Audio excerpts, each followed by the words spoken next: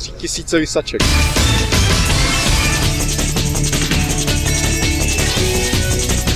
Jsme Court of Arabia a děláme boží věci, které studenty baví, akorát oni o těch věcech neví.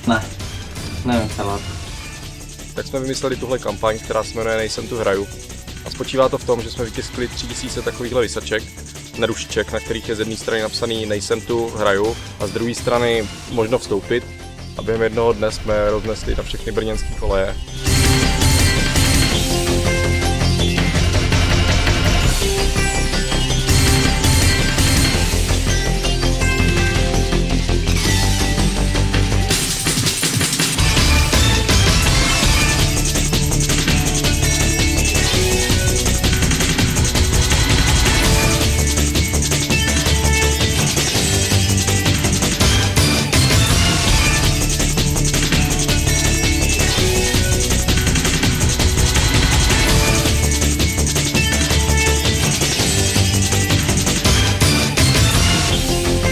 Jdeme.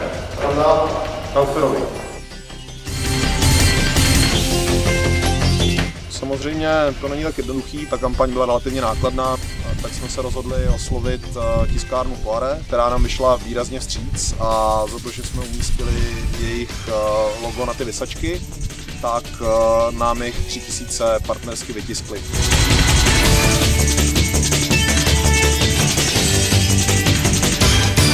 Našli jste nerušičku na vašich dveřích? No. Ano.